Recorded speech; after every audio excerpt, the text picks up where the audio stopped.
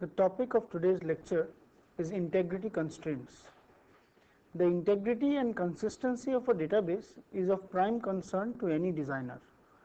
That is, the database should be correct and consistent as per the requirements of the designer at each and every point of time. What do we mean by consistent and what do we mean by saying that the database should be correct?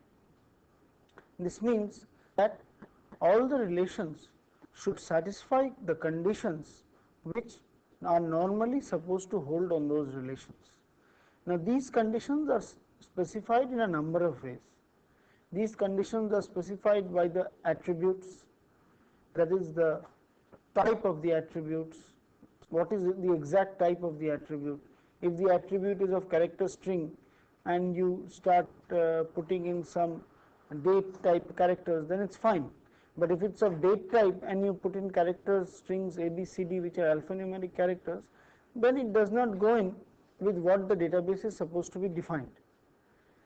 Secondly, these constraints have to be checked again and again at every point when you do insertion,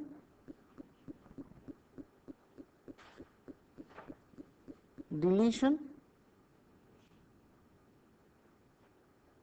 and any modification or updation of the database.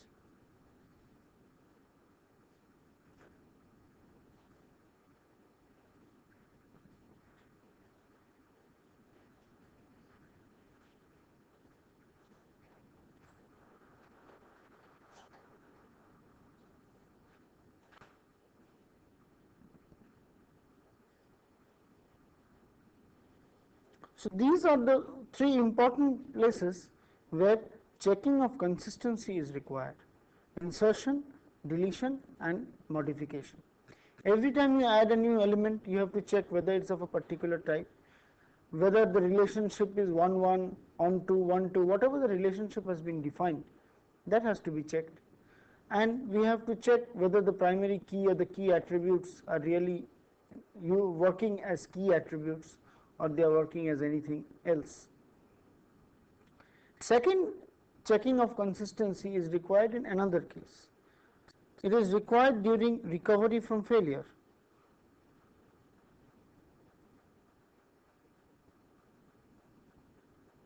Whenever the system fails, power off, disk crash, and so many other things, the database which is there must be recovered to a certain extent and must be consistent with the situation. That is, if you say that the train reservation system has got corrupt, then every day during power off, then it will be a very funny situation all over the country.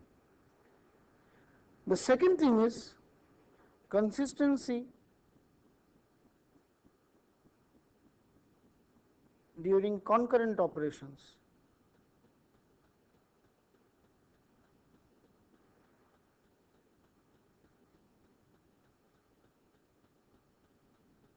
We have discussed this before.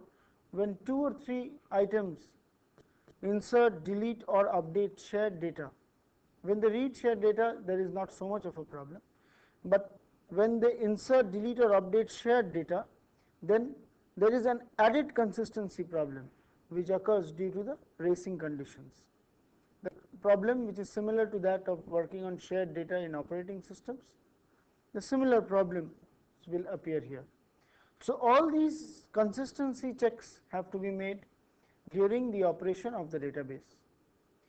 But in order to make these consistency checks, the database designer must provide a mechanism so that what are the consistency checks that have to be done, what are the constraints that have to be checked, these have to be specified.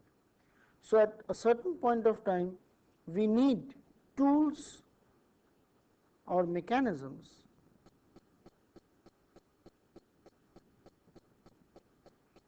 for specifying the integrity constraints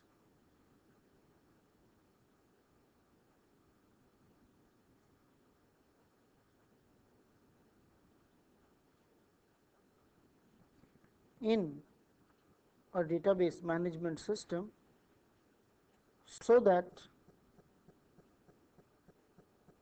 checks can be made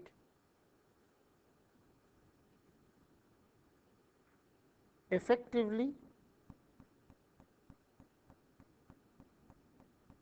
Effectively means here two things. One is they can be made correctly, so that you, in spite of all other things that go on into the system, we really can correct the error or we can detect the error. So one is detection and correction, and the second point is of effectively is efficiently.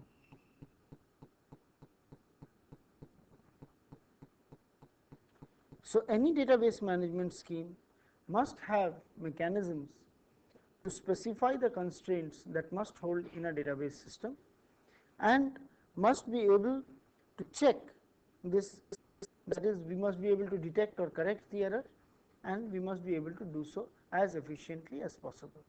Therefore, the topic of today's lecture, and for some of the few lectures that will go on from now, will be to study the formal tools that have been developed for specifying and using these integrity constraints.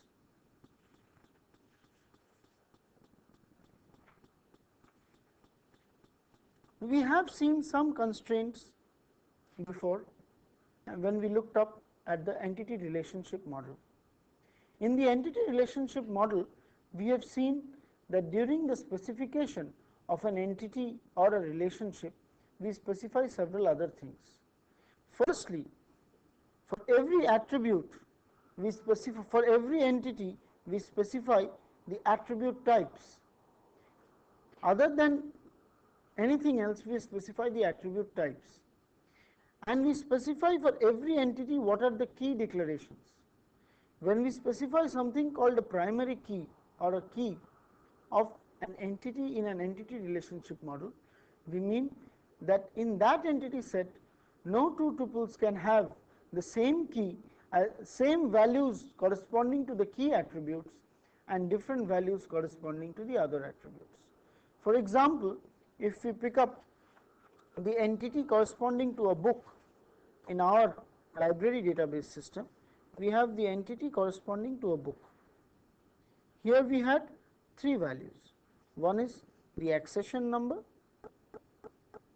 one was the year of publication, and the third was the title. We had specified there that the accession number is the primary key, which means that any two entities in this entity set book, if they have the same accession number, the other two attributes must be identical. That is, this being same, these two must be same, which effectively in this particular situation means there can be no tuple. There can be, in this entity set, there does not exist two tuples which have the same accession number. Only one tuple with that accession number will exist. That was the first one which we saw. So key declaration immediately helps us to identify what are the primary attributes and what are the attributes which are to be checked. And once we know what are the key declarations, we will always be able to detect if there are two elements which have the same primary key in the database. Two tuples cannot exist in a database in a particular entity having the same primary key value. So that check can be made at every point during insertion and updation. That check need not be made during deletion. The second interesting constraint which we saw was the cardinality constraint. We saw that a relation may be 1 1, a relation may be 1 many, a relation may be many 1, and a relation may be many many.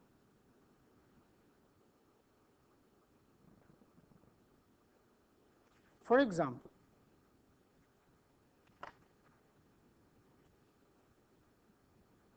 in our database we had the book, the user, which had the attributes borrower name, borrower address, and card number, and this entity had got a primary key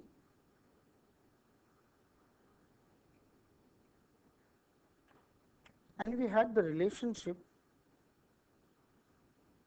borrow, which had its own attribute date of issue,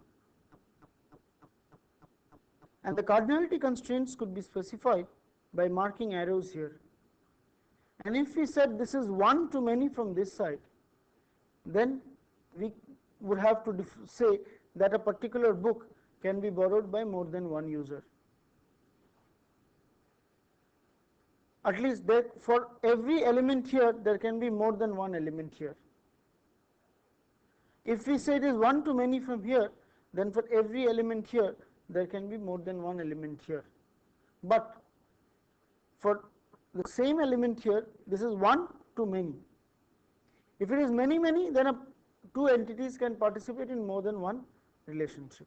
And if it is one, then we will mark it like this and say that for one book only one user, and for one user only one book.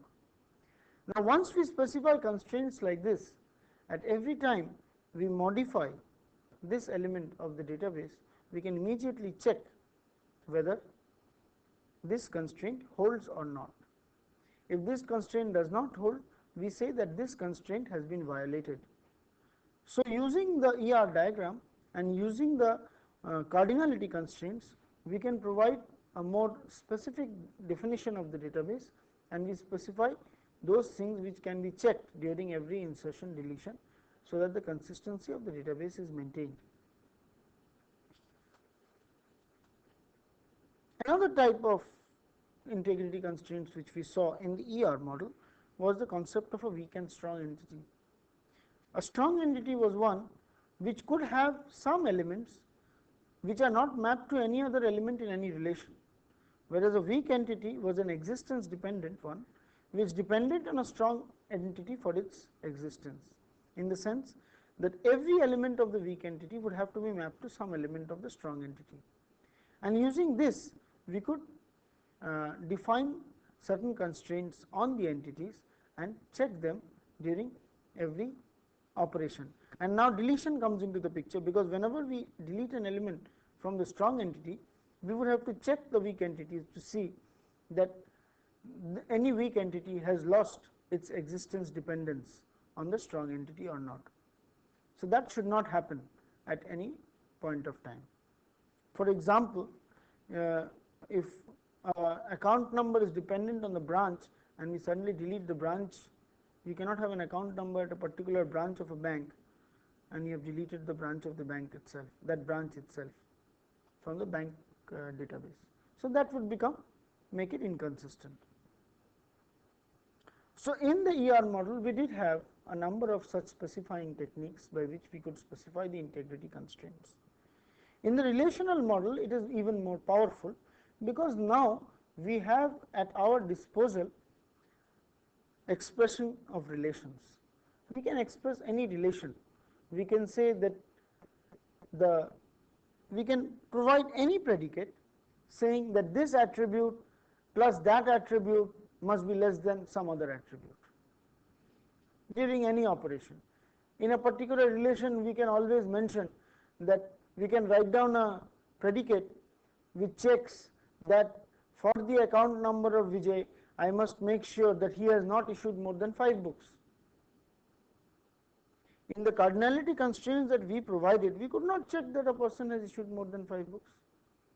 But now we can put in a predicate saying that the number of books which are issued by Vijay using SQL type structures, we can find out that that must not exist and must not exceed 5. This category of borrower, MTechs may not have more than 5 books, research scholars may not have more than 10 books, faculty cannot return a book, cannot take a book more than 1 year. Things like this we can always put in, and we can, in general, we can have any arbitrary predicate which must always hold. but there is a cost associated with each such definition of an integrity constraint. The cost is that this integrity constraint must be invoked during every operation, and whenever we invoke it during every operation, there is a time spent in checking this integrity constraint. That is why I mentioned here that effectively also means efficiently. The efficiency must be taken into account when we define such constraints. So, while in a general relational model we can define a general relation for every consistency and constraint check that we want, there is a cost associated with it. That is, during every database updation, these constraints will jump up, come into the picture, and we will have to start checking all of them. And if we mention arbitrary predicates, that means a huge set of programs will start operating. So, what we want is we want to define them in such a way so that the checks will be a more number of checks can be done easily, and we leave the complex checks, those which cannot be done by simple means, to the expression of general predicates only. So, we now must have in a relational model mechanisms for specifying the constraints which must be checked in a formal manner, so that the database can be checked from time to time quickly. So, we will discuss some of the schemes which are available to do this.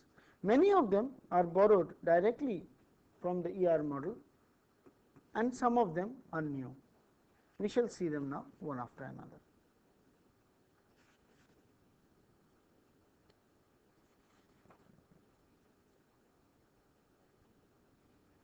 Useful schemes for specifying and checking integrity constraints on a relational model.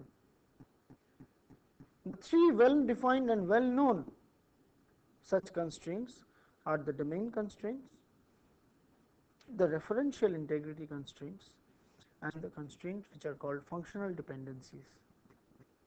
We shall now study them one by one and see what each of them mean. First, we will pick up the domain constraints. Before proceeding into that, as always, we will look back to the example database which we are seeing. The book, the library database having the book with accession number, year of publication, title, user with card number, borrower's name, borrower's address, and supplier with supplier name and supplier's address.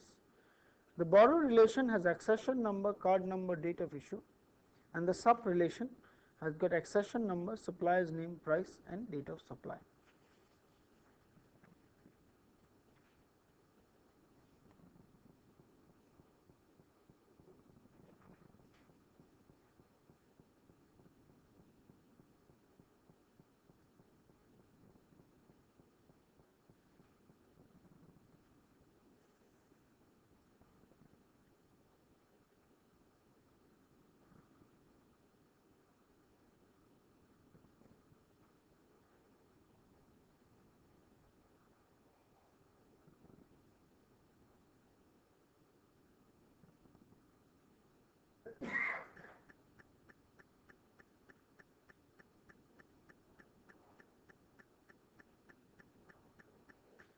The first thing in the concept of domain constraints is the definition of domains of each attribute.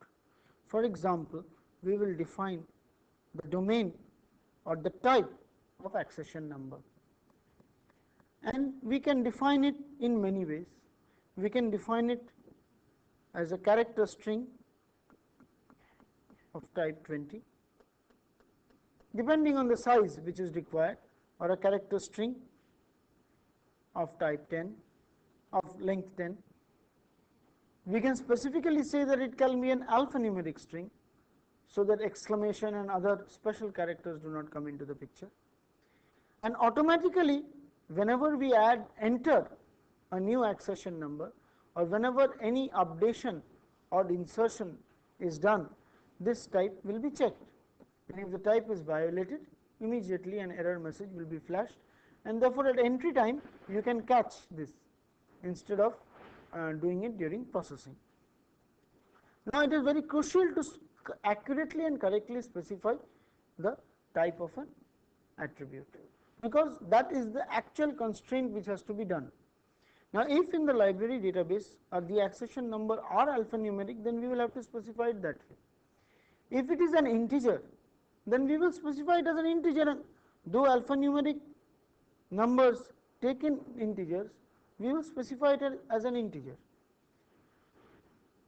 More accurately, we will specify it as an unsigned integer, which is a positive integer.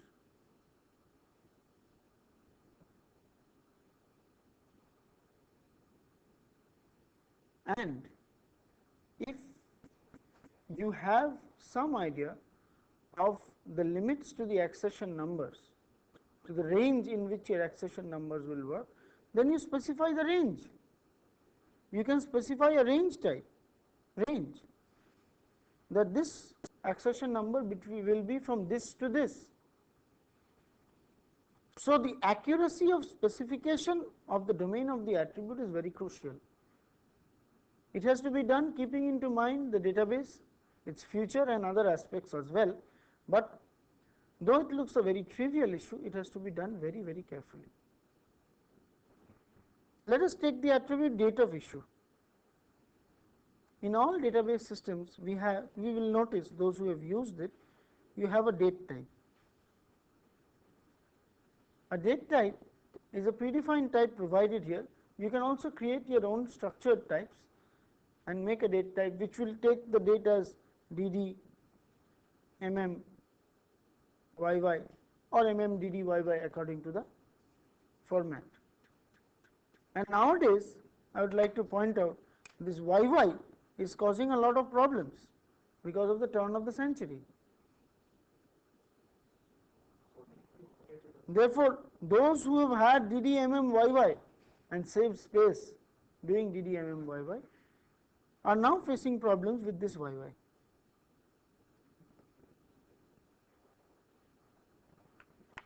So, the accuracy of specification of the attribute is the first and very important thing in the domain constraint.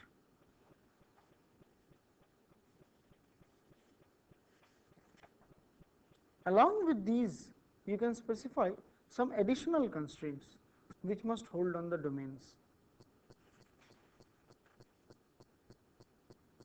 For example, you can specify here,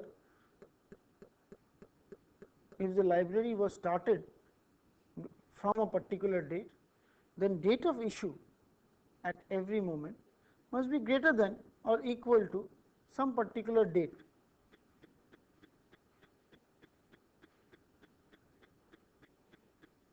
So, this check must be there. Somebody puts in a date of issue which is absolutely atrocious. It may be a date, but it may be an atrocious date. And these may not always be, we may not be always able to put them in the, if we can put them in the range, then it is fine. Otherwise, we may not be able to put them in the range. Alright. So, a date of issue can be, an added constraint on the domain can be put like this. A better example is the following entity. Let us take an entity in the any relation which has got the salary of an employee in a particular department. So, the attributes are name, address, department, the gross salary, deductions and salary paid. And each of the domains is defined. In spite of specifying these domains, we may have some inter-attribute constraints which must be satisfied on the domains of the attributes. One of them is, for example, the gross salary must equal the deductions plus the salary paid. Now, this constraint must always hold. This cannot be specified by the type declarations, but this can be specified by additional domain constraints. So, simple domain constraints which when put into the database will automatically check and do it very quickly. Instead of this, if you wrote in a big predicate, then the overheads of evaluating that predicate would come into the picture. On the other hand, This one is a simpler check.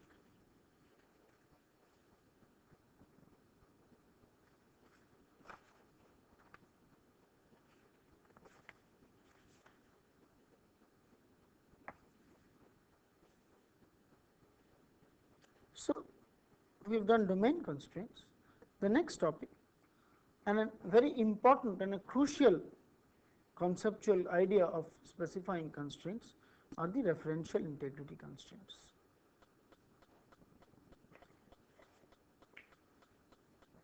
We will pick up two cases to highlight the problems that can occur if referential integrity constraints are not taken into account. The first case, case 1. Let us see, the book relation has got accession number, year of publication and title. The borrow relation has got accession number, card number and date of issue. Somehow we may be knowing that this is the primary key here and this is the primary key attribute here. That is fine. But let us look at this situation. There is a tuple with accession number 57326 in borrow, but there is no tuple with accession number 57326 in book. Now, borrow is a relation which is known to be those books which are issued by people having these card numbers. So, a person who has issued a particular book, if he has issued a particular book on a particular date, and the accession number of book is there in the borrow relation. And if there is, though both are primary keys here, the same primary key is here, if there is a book here with accession number 57326 in borrow, there must be a book with accession number 57326 in book, because book is all the books in the library. So, this situation is inconsistent.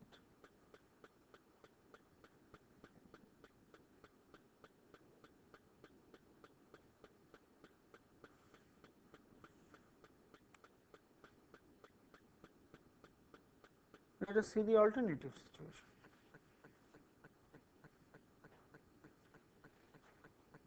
Case 2.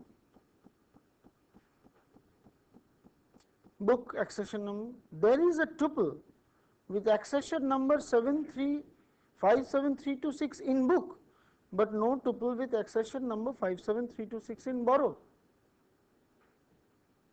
The question is, can this happen? This can definitely happen.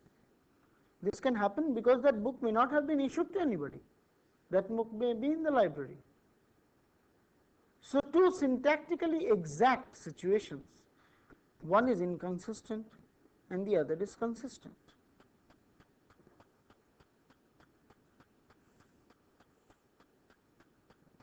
This is not the only case in our example. This will come up in several other cases.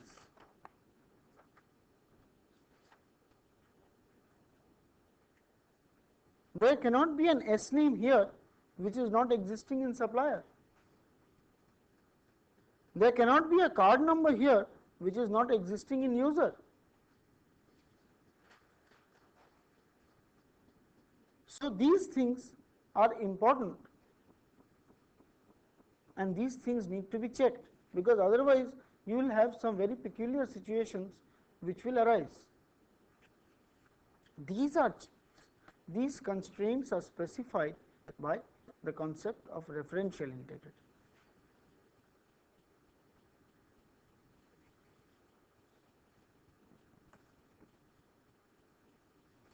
Now, let us see what referential integrity means. It is also called referential integrity or subset dependencies. It is denoted by this expression, this relational algebra expression.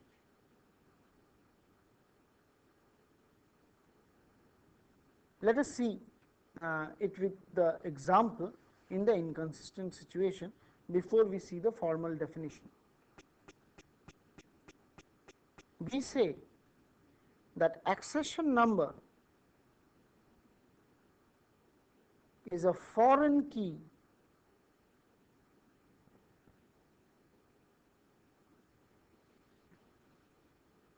referencing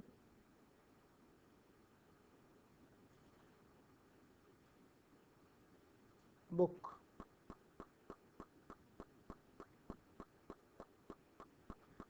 Accession number is a primary key of borrow, that is all right. But accession number is also a foreign key referencing the relation book, which means that in the relation book, for every accession number which exists in borrow, there must be an element, a tuple in book having the same accession number. Therefore, a foreign key will always be the primary key of the referencing, the relation which is referenced. If an element is a primary key here, under normal situations, it will be the key attribute of the referenced relation. So, whenever we say that accession number is a foreign key referencing book, we mean that this situation will never take place.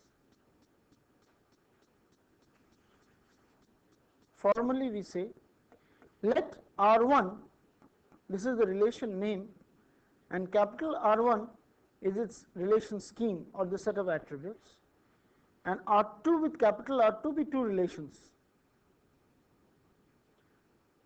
Suppose alpha, which is a subset of the attributes of R2, is a foreign key referencing the primary key of R1.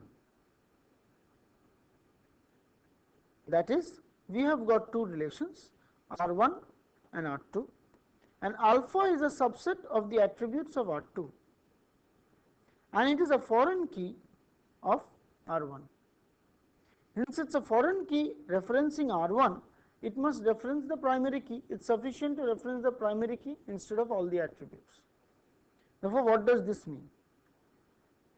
The all tuples, we do a projection on alpha of R2. So, we get all tuples of R2 having the attribute values corresponding to the attribute alpha. Each of them must exist in R1. Therefore, the projection on the key attribute of R1 must be a superset of the projection of alpha of R2. So, in our situation, we will have pi of accession number of borrow must be a subset of pi of accession number of book. All the accession numbers of borrow must be a subset of all the accession numbers of book. This is how we simply specify the referential integrity constraints. So, this is the definition of referential integrity constraints.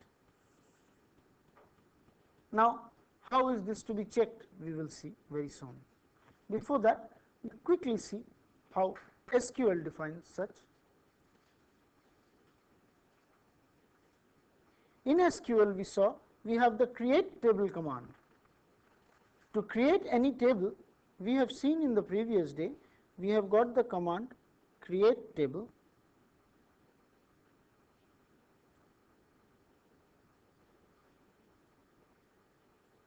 Attribute create table book, attribute and type.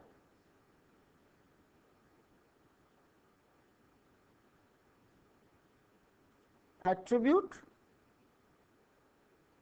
and type. Maybe we have got a year type defined in the system, and the other one is title.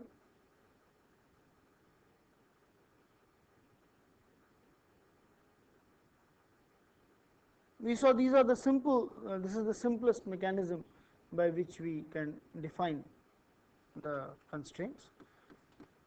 So, this is how we define some of the domain values. Additionally, we can say that this is not null, this cannot be null. We discussed views, we discussed that some attributes may not be specified. For example, you may get a book and you may not be able to really find out the year of publication of the book. Many libraries have got old and very vague types of books where you do not have the year of publication. But obviously, accession number of the book cannot be null. Neither can the title of the book be null. Otherwise, how do you define the book itself? So maybe you will be able to say that these two fields should be non-null, and every time you insert or update any field, you will check whether these are null or not. Other than this, you will have to specify what is the primary key.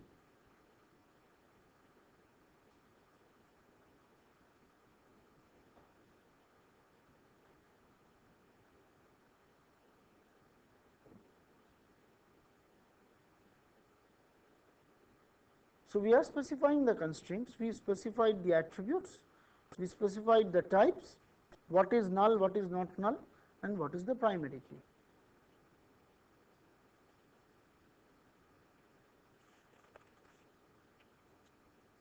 Similarly, you can specify user, which will have card number, borrower's name, borrower's address.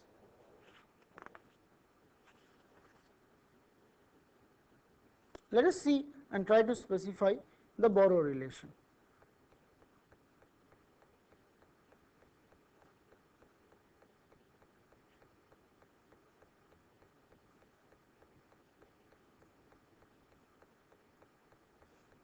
We have got accession number, which is a type character, then we have got card number,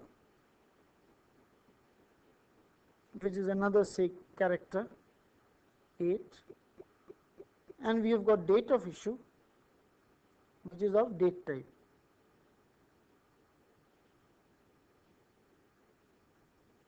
And we have got primary key, accession number. Additionally, we will have to now define the foreign keys. What are the two foreign keys here? Accession number is a foreign key referencing the relation book, and card number is a foreign key referencing the relation user. Therefore, we will say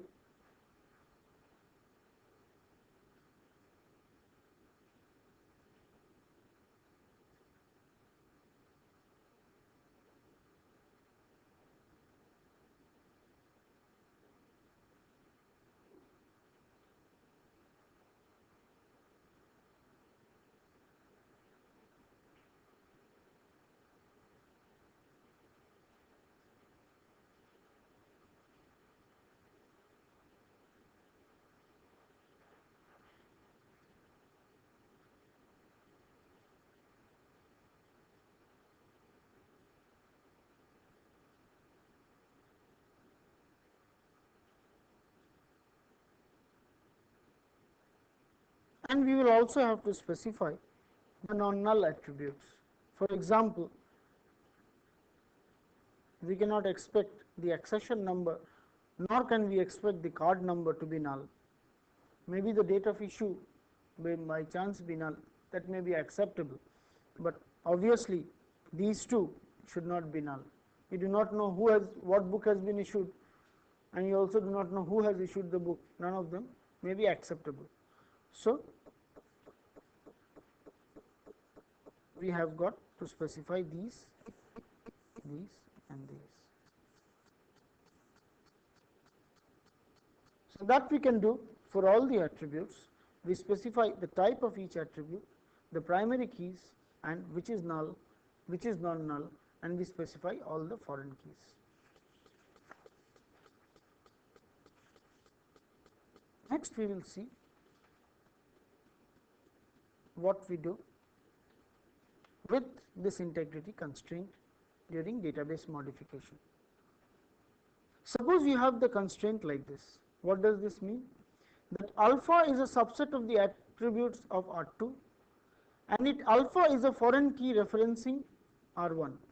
That is, pi alpha of R2 is a subset of pi of the key attribute of R1. So now let us see what we do in each situation.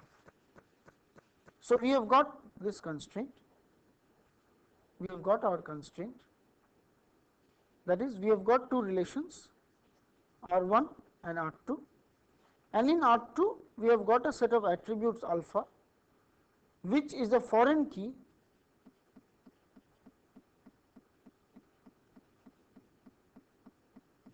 referencing R1.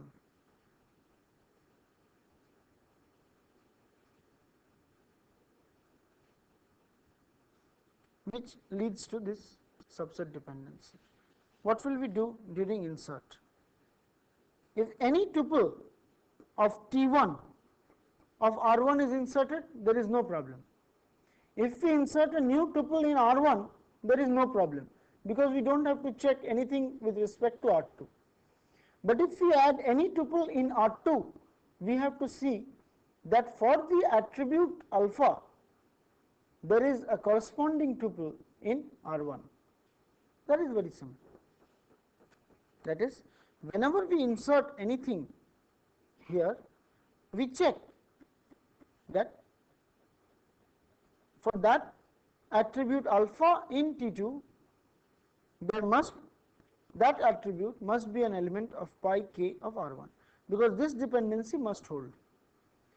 This subset dependency must hold means if T2 is inserted in R2, we must ensure that the attribute alpha corresponding to T2 must be an element of R1 with the key attribute taken out.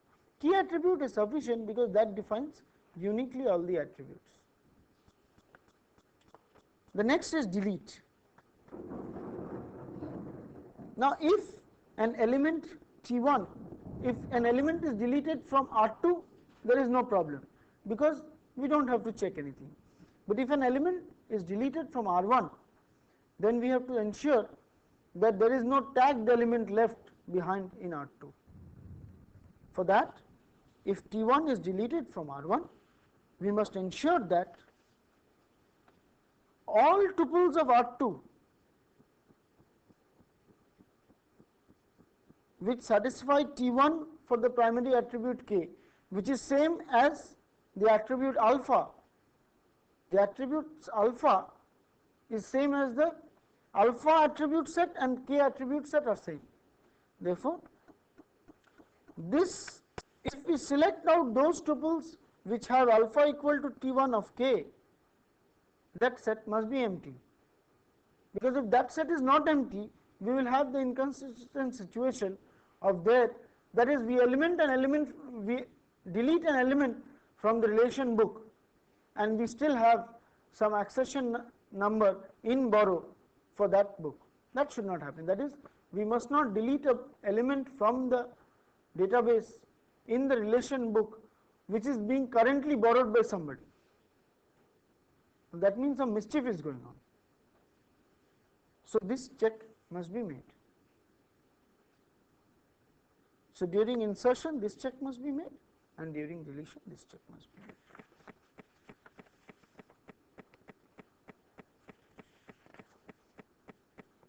Lastly, we come to the concept of updation. What do we do during updation? Let us see. If we modify a value of R2, that is, we modify a tuple in R2. Now, as we said before, updation can be looked as a combination of deletion followed by insertion.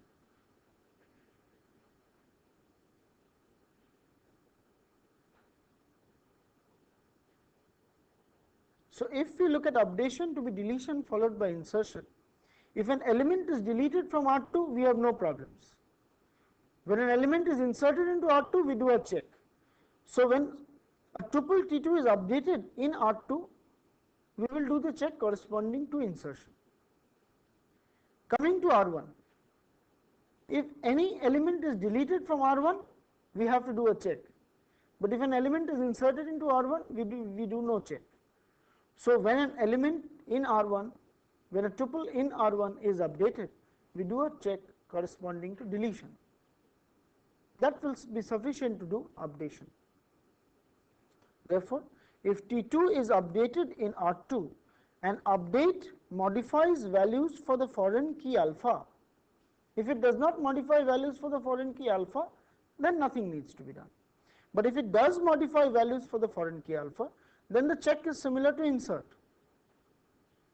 On the other hand, if T1 is updated in R1, an update modifies values for the primary key.